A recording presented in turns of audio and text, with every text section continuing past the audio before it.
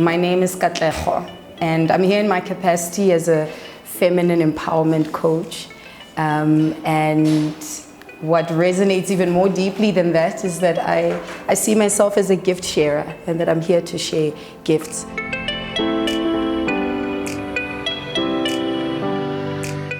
Music or a movie or a personal experience or a story, anything that comes to your mind when you hear the word voice.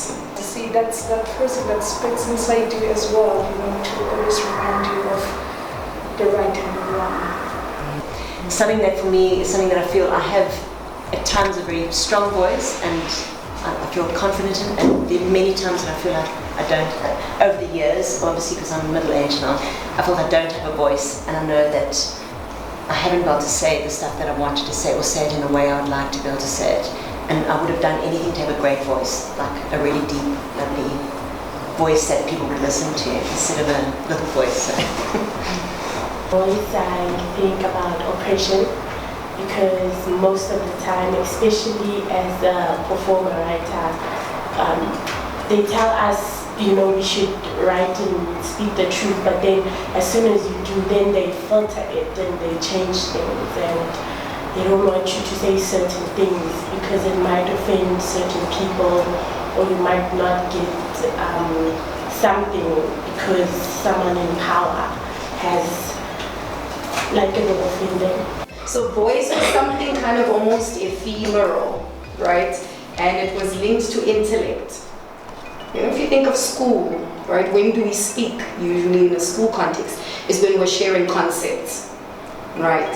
So when we're exercising the intellectual faculty for most of our schooling life, right, our foundational years were taught to link the voice or to use the voice to communicate the conceptual realm.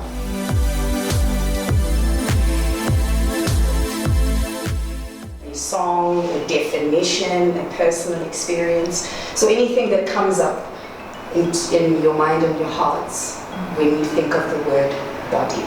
For me, when you say the body, I'm thinking it means a lot of things. Firstly, it means like a house, because it's where I live in, And I'm thinking also about the shape on its own, like the body isn't also the gender in it, in a nutshell as well, like what kind of a body is it?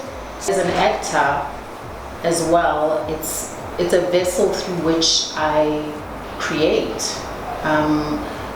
If I'm sick, I can't perform, I have to take care of my body in different ways. Also just like my background, because I come from a semi-conservative Muslim family, I was always aware of the sexualization of the body and people kind of suggesting that you cover up more, or that there's some kind of power in that covering up, and also about the body or the female body as being hidden. So even with women who don't wear the niqab or the hijab, I always found that they try and hide their bodies by not existing in the same room as men, or not, let's say, taking photographs of themselves and putting it on social media. I'm so oblivious to my body, and I don't think I've actually had a conversation around it or anything. So sitting here, this is something new for me, talking about it. It's just amazing. But I think sometimes where I am acknowledging my body is either in water. So when I'm with so at the sea, I think because you just you don't have a lot of clothes on, and it's just you and this water that keeps coming onto you, or even in a bubble bath. For this section, we were going to move into another room because it involves movement. So for some people, it's we get to move and we get to break out of talking. And for other people, it's oh gosh, and I know for me, for most of my life, it was just don't make me dance, let alone in front of people. Until I came across, so this is another gift I feel was a gift that I'm sharing, until I came across a class where the dancing wasn't about performance. the movement is about how you're feeling. And it's the music and the dance to help connect with just your own body, as opposed to performing for the gaze and the opinions and the entertainment of other people. This form of movement is an invitation to really engage in self-care. And I would do like movement, because then suddenly it is like banging you that says do this, and then without doing it, and then follow the rhythm. And it felt so good to me actually. I found it relaxing as well. It was funny that my legs wanted to move, but not my arms. I'm not sure. I like the fact that I had my eyes closed, and every now and again I would feel like I need to like open my eyes to make sure no one's watching me. And yeah, I think it's like that self-conscious thing, but after a while you kind of start to feel like there's like, I don't know, like an emotional response to it, and it's sort of like, well, I don't believe it.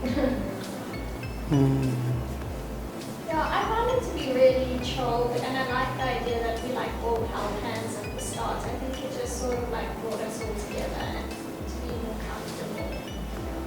I felt like I was dancing inside. It was nice. Yeah.